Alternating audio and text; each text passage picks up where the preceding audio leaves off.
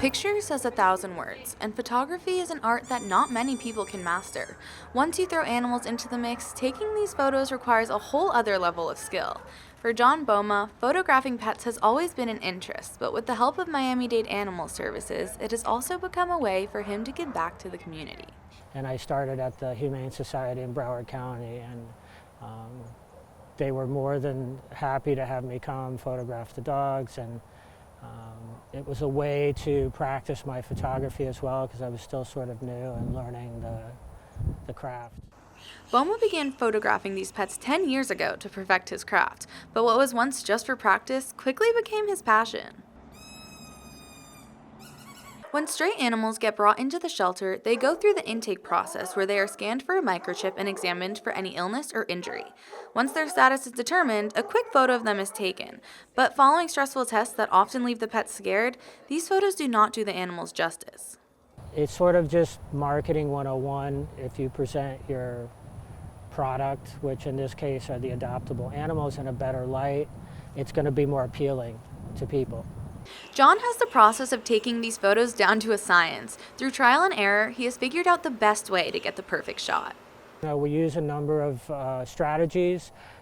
Treats are really, work really well with most dogs. Having a little squeaker toy to get their attention.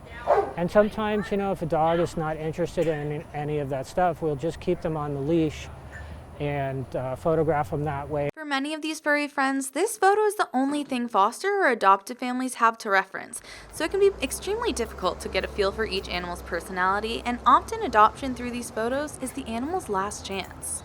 Basically, they'll send an email out to a dozen rescue groups saying, hey, this dog needs help, and if they have a number of decent photos, it'll give people a much better sense of what the dog looks like, their size, and maybe even a little bit about their personality. Although the COVID-19 pandemic is over, the repercussions of the shutdown are still present and impact these animals in a catastrophic way. From 2020 to 2022, the Doral shelter that opened in 2016 was able to run under capacity, but now there are so many animals that need homes, the shelter is overrun. The cost of food for your pets is up. The cost of veterinary care is up in double digits. And so that is causing people to either struggle keeping their pets or think about it twice before actually bringing a new pet into their home.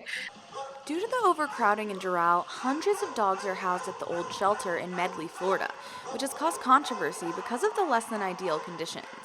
We have our ellipse room here where it has like a wall of all the other available dogs that we have at Medley. So we update their kennel card so people can still see their fresh picture, not their original intake picture that's not great quality, so that if somebody doesn't find what they're looking for here, that they know that there's more dogs available. Which is why what Boma is doing is so important, because he can take an animal that isn't available to be seen in person and take their picture from this to this. Within the last week, Miami-Dade Animal Services has reached critical capacity with over 900 animals between their new and old shelters, forcing them to house dogs in makeshift kennels or in pairs in an area normally meant for one dog. The best thing that the community can do to help us at this point is make adoption your first option. We have a dog for everybody, so people should definitely consider making adoption your first option, because helping find these pets homes alleviates that space. The mark that Boma leaves on these animals and the employees at Miami-Dade Animal Services is priceless.